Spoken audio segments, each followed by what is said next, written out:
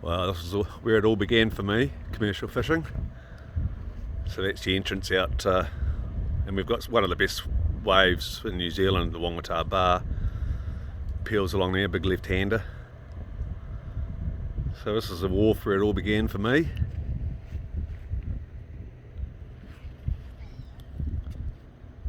And I had a little snapper, I was snapper long lining, so similar sort of setup to that, although not as nice as this one, to be honest.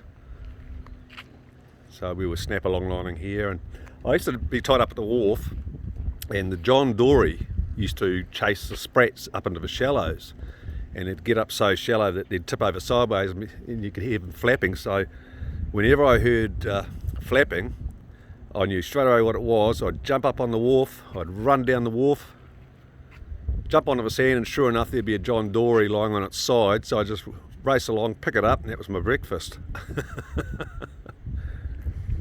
And in the old days, it's gone, the pole's gone now, but my grandfather used to have his holding pot for his crayfish was on the end of the wharf on a string. So he'd have all his crays, and people would come down and help themselves to a feed of crays, but in those days it was all koha, which is a Maori term in New Zealand, which is we traded. So guys would come down and help themselves to a feed of crayfish, and next minute someone would walk up Granddad's driveway with a leg of wild pork or an armful of vegetables. So, you know, no one had a lot of money in those days, so everyone just traded, did koha.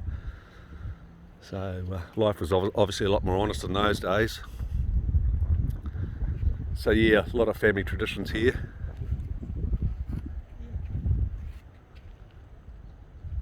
And over here we've got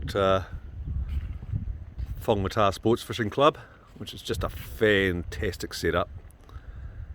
Obviously all my friends are passionate recreational fishermen, and they've been having some phenomenal catches actually. Everyone's into the swordfish at the moment, so I had my mate Stacky was out yesterday having a go at the swordies, so I'd be interested to see how he got on.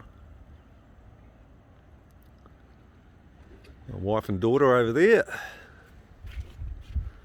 Yes, so my little slice of paradise, Whangamata Harbour.